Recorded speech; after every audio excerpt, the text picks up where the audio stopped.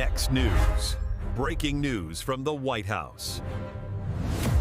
Gary Franchi here, coming to you live from the White House briefing room. And what's unfolding right now could define the next decade of American foreign policy. Iran just sent a message to the world they are not surrendering. Europe is running scared, and Israel just took out two of Iran's top commanders. The question nobody in Washington wants to answer is America about to fight this war alone? And here's why this matters for you and your family. You see, the Strait of Hormuz, 20% of the world's oil flows through that choke point. When Iran threatens to shut it down, they're not just playing geopolitics, they're threatening your gas prices, your grocery bills, your retirement savings. And right now, our so-called allies in Europe are backing away from the fight. Greece just said no military involvement. Other NATO countries, they're wobbly. Meanwhile, Iran's leadership is invoking ancient Persian glory, telling their people this is a civilizational war. They will fight forever. And President Trump is pushing our allies to step up. But the uncomfortable truth is this: we may be heading into a prolonged conflict where America and Israel carry the load while Europe watches from the sidelines. And that affects every single American. And speaking of American strength and security, there's another crisis unfolding that the legacy media doesn't want you to see. We're tracking a developing story out of Washington, one that you need to be paying very close attention to. As Iran destabilizes the Middle East, the federal government just made a move that could reshape America's security posture. Now, here's the truth. Our nuclear subs, our warheads, our next-gen power grid, all of it depends on uranium, and we import almost every single pound of it. This is not about energy independence. This is about survival, because a nation that can't power its own military doesn't stay a superpower for long.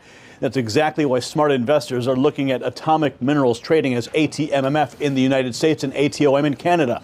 They're developing domestic uranium resources right here in North America. When you understand that national security and energy independence are in the same fight, you understand why this matters. Check out the full briefing that's been prepared for you right below this video. Now back to what's unfolding in the Middle East, because the developments in the last 24 hours are nothing short of extraordinary.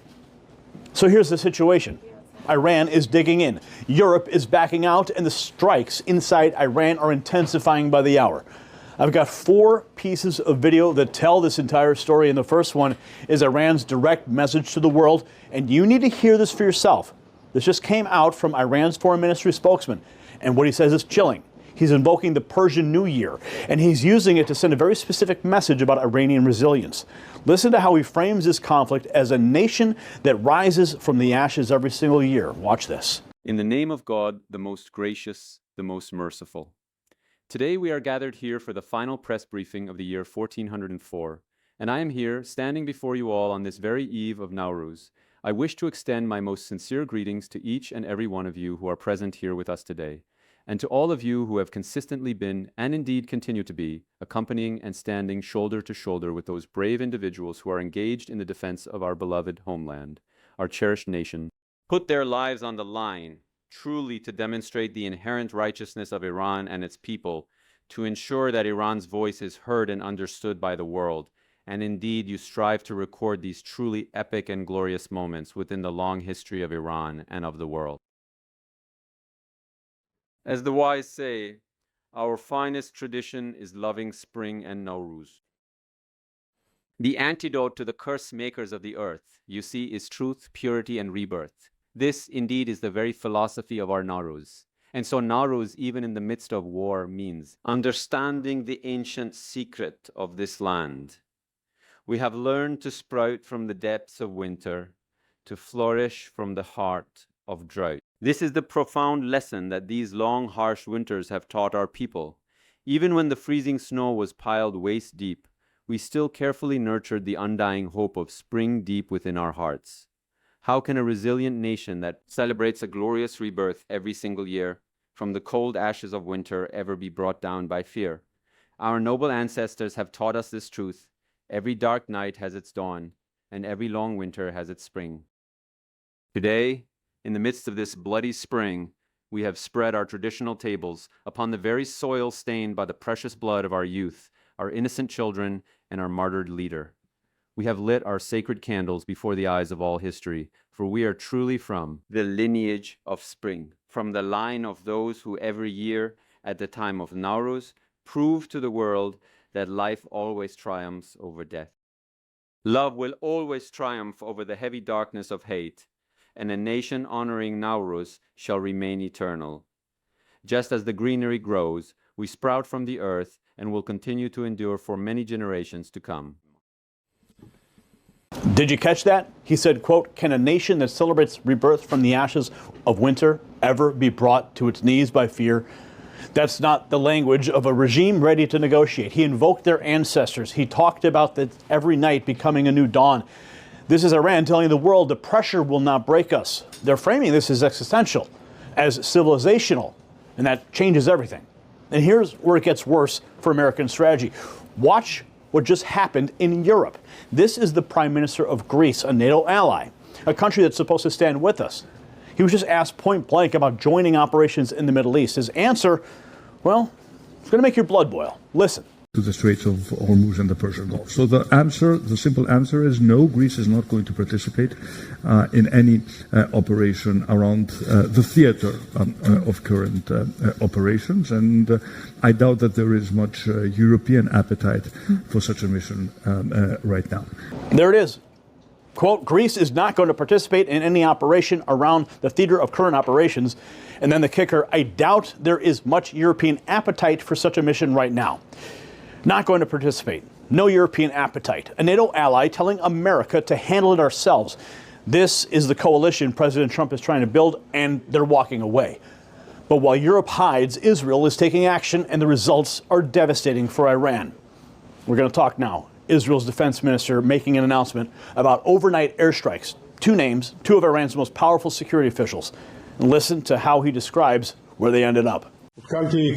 I have just been updated by the Chief of Staff that the Secretary of the Supreme National Security Council, Larijani, and the head of the Basiji, Iran's central repression apparatus, who was responsible for the massacre of the protesters, were eliminated last night and have joined the head of the annihilation program, Khamenei, along with all of those eliminated from the axis of evil in the depths of hell. He said it plain as day.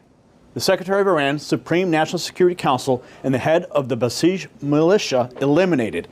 And then Defense Minister Katz said they've joined, quote, all those eliminated from the axis of evil in the depths of hell. That's not diplomatic language. That's a warning. The man responsible for massacring Iranian protesters gone. This is Israel systematically dismantling Iran's command structure. But the full picture of what happened overnight is even more significant.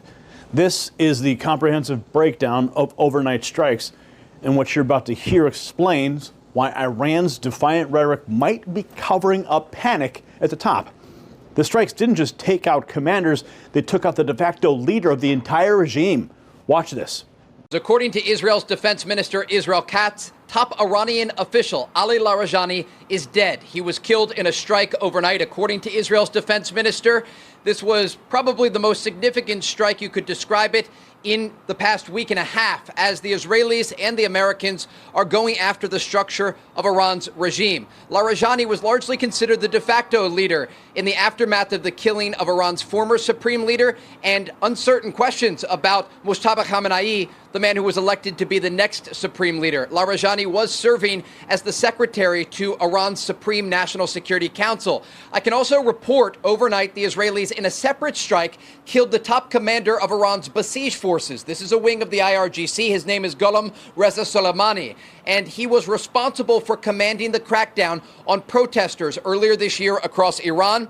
An official tells me this morning that over a dozen Basij officials were with him when that strike took place, taking out this top commander. It comes as the Israelis have launched a series of airstrikes alongside their American counterparts across Iran over the past 24 hours. You can see some of these strikes on Sunday, this new video released by the IDF. They are expected to intensify and increase in the hours and days ahead. Did you hear that? Larijani was, quote, largely considered to be the de facto leader after they killed Iran's supreme leader. The man running the show gone. Over a dozen officials killed alongside their commander in one strike. And here's the key line. These strikes are expected to intensify and increase in the hours and days ahead. Israel and America are not standing down. They're accelerating. This is a systematic decapitation of Iran's leadership. So now you see the full picture, and I'm going to tell you what this really means and why it's happening. See, Iran is publicly defiant. talking about rising from the ashes, never surrendering. But behind the scenes, their leadership is being systematically eliminated. Okay? The de facto ruler dead, their top security commanders dead. Meanwhile, Europe is abandoning the coalition before it even starts. Greece says no. Others are hesitating. President Trump is pushing allies to secure the Strait of Hormuz. But the reality is becoming clear. This may come down to America and Israel carrying the weight of global security while the rest of the world benefits and does nothing. Iran is betting that we'll get tired, but they're wrong. Now here's the bottom line from the White House briefing room. We're watching a conflict that will define whether America leads the free world or whether we let it crumble. Iran thinks they can outlast us. Europe thinks they can sit this one out. But President Trump and Israel are showing the world what strength looks like. But the question is, will the American people stay the course? I believe we will. And if this report opened your eyes, smash that subscribe button, share this video with everyone who needs to understand what's really happening, and drop a comment and tell me, should Europe be forced to step up, or should we let them fend for themselves? I'm Gary Franchi from the White House. Stay informed, stay vigilant, and as always, stay free. The system controls information. Information control is power. They don't want you to see this. The truth only survives together. They don't want this shared.